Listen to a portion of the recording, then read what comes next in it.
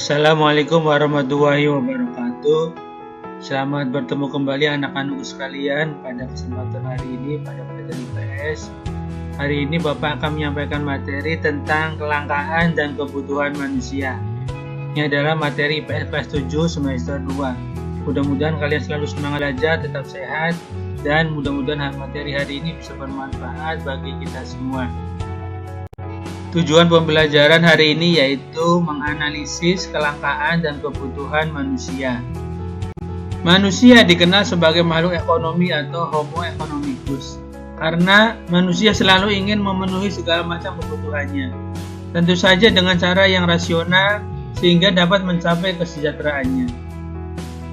Untuk memenuhi kebutuhan tersebut, manusia bertindak sebagai makhluk sosial.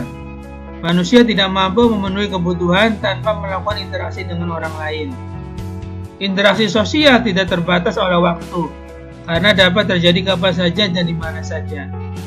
Dengan adanya interaksi, maka terjadi saling mempengaruhi, sehingga menimbulkan berbagai perubahan dalam kehidupan. Hal pertama yang dibahas dalam materi hari ini yaitu kelangkaan sebagai permasalahan ekonomi manusia. Kebutuhan manusia sedemikian banyaknya, sedangkan barang-barang dan jasa serta sumber-sumber alam lain jumlahnya terbatas atau langka. Kelangkaan sumber daya dibanding dengan manusia akan menyebabkan kurangnya atau tidak terpenuhinya sebagian atau seluruh kebutuhan untuk hidup. Kelangkaan ini merupakan masalah ekonomi manusia.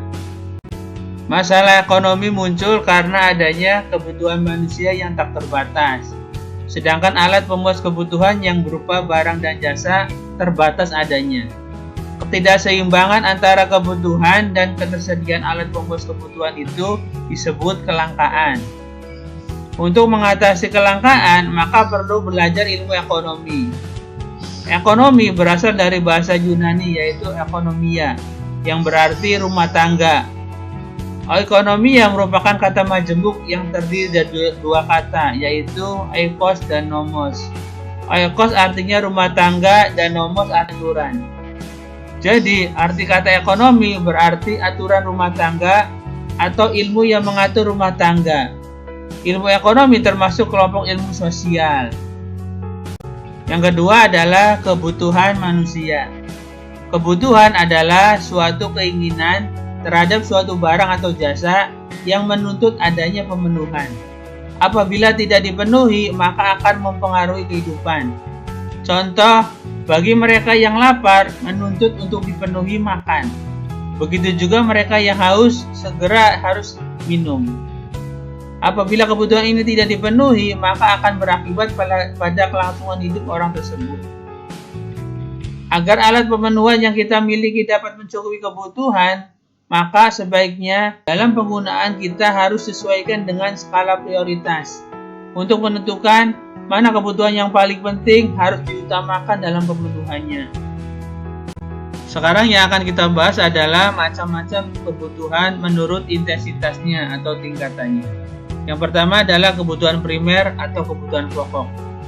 Adalah kebutuhan yang harus dipenuhi karena bila tidak dipenuhi akan mempengaruhi kelangsungan hidup manusia tersebut. Contohnya adalah sandang atau pakaian, pangan atau makanan, dan papan atau rumah. Yang kedua adalah kebutuhan sekunder atau tambahan. Adalah kebutuhan yang dipenuhi setelah kebutuhan primer terpenuhi. Kebutuhan sekunder merupakan pelengkap dari kebutuhan primer.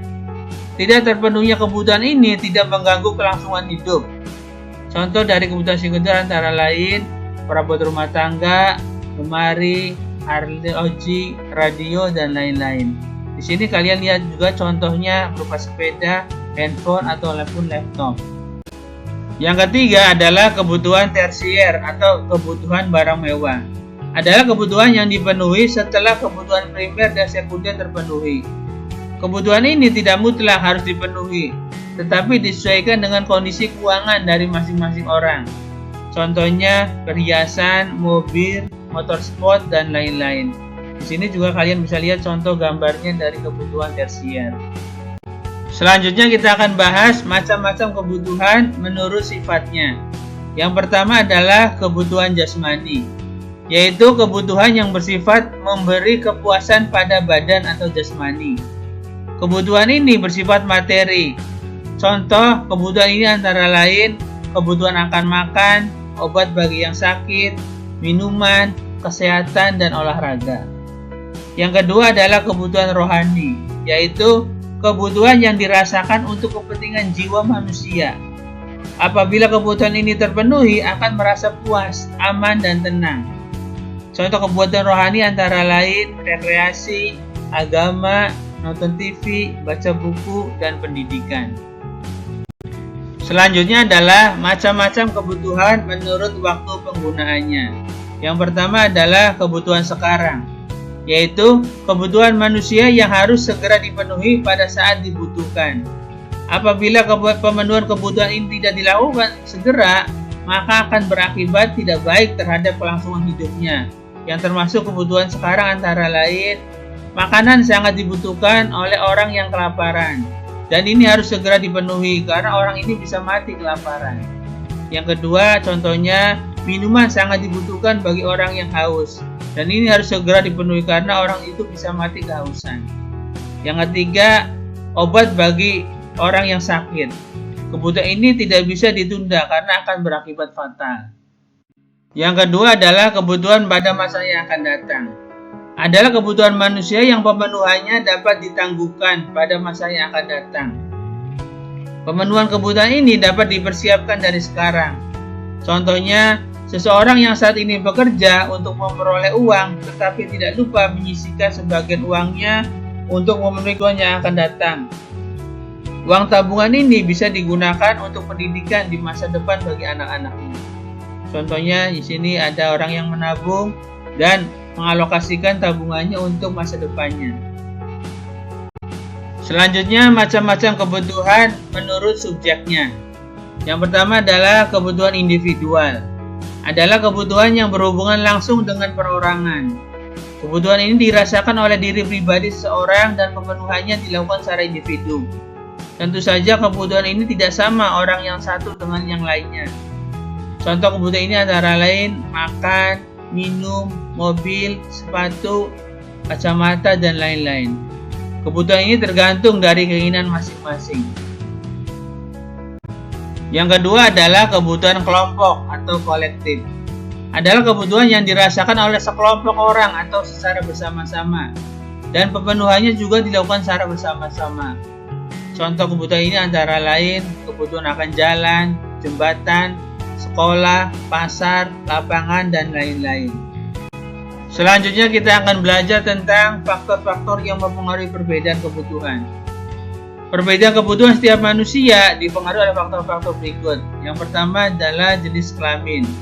Perbedaan jenis kelamin dan umur pasti akan mempengaruhi perbedaan jenis dan jumlah kebutuhan. Jenis kelamin akan mempengaruhi pula pada variasi dan jenis kebutuhan. Misalnya, laki-laki dan perempuan sangat mempengaruhi kebutuhannya. Yang kedua adalah tingkat pendidikan. Seseorang yang mengutamakan penambahan pengetahuan atau wawasan yang terkait dengan latar belakang pendidikan akan berpengaruh pada kebutuhannya. Sebagai contoh, kebutuhan anak SD tentu akan berbeda bila dibandingkan anak SMP bila melihat dari jenis dan ragamnya. Yang ketiga adalah lingkungan tempat tinggal. Lingkungan tempat tinggal sangat besar pengaruhnya terhadap kebutuhan manusia. Orang yang hidup di daerah pegunungan akan berbeda kebutuhannya dengan mereka yang hidup di datar rendah atau pantai. Yang keempat, kemajuan ilmu pengetahuan dan teknologi. Kemajuan ilmu pengetahuan dan teknologi menyebabkan adanya penemuan-penemuan baru dan produk-produk baru. Munculnya produk baru ini akan mempengaruhi orang untuk memiliki, sehingga muncul kebutuhan akan produk-produk itu. Contohnya handphone, laptop, dan lain-lain. Selanjutnya adalah tingkat pendapatan. Semakin besar pendapatan seseorang, maka akan semakin besar pula kebutuhan, karena mereka memiliki sarana untuk memenuhinya, dan sebaliknya, semakin kecil pendapatan akan mempersulit untuk memenuhi kebutuhan. Selanjutnya adalah status sosial. Semakin tinggi kedudukan seseorang di masyarakat, biasanya akan semakin beragam dan bertambahnya kebutuhan. Selanjutnya terakhir adalah perbedaan selera. Perbedaan selera ini akan sangat berpengaruh terhadap barang atau jasa yang dibutuhkan. Selera orang akan mempengaruhi orang tersebut akan pemenuhan kebutuhannya. Selanjutnya kita akan bahas alat pemenuhan kebutuhan menurut kelangkaannya atau cara memperolehnya. Yang pertama adalah barang ekonomis. Adalah sebuah barang yang keberadaannya terbatas, sehingga untuk memperolehnya perlu pengorbanan, baik material maupun fisik. Contohnya adalah sepatu, air minum, dan lain-lain. Yang kedua adalah barang bebas, yaitu barang yang jumlahnya sangat banyak di alam, sehingga untuk memperolehnya tidak perlu pengorbanan. Misalkan sinar matahari, udara, air, dan lain-lain. Selanjutnya adalah alat pemenuhan kebutuhan menurut hubungannya dengan barang lain. Dibagi menjadi satu, barang substitusi. Adalah barang yang dalam penggunaannya saling dapat menggantikan dengan barang lain, dengan syarat barang tersebut memiliki kegunaan yang sama. Contohnya adalah nasi bisa diganti dengan singkong, gula merah bisa digantikan dengan gula putih. Yang kedua adalah barang komplementer. Adalah barang yang penggunaannya dapat saling melengkapi satu sama lain. Karena bila salah satu barang tersebut tidak ada, maka tidak akan bermanfaat bagi yang lain. Contohnya, motor tidak akan jalan kalau tidak ada bensin atau minyak tanah.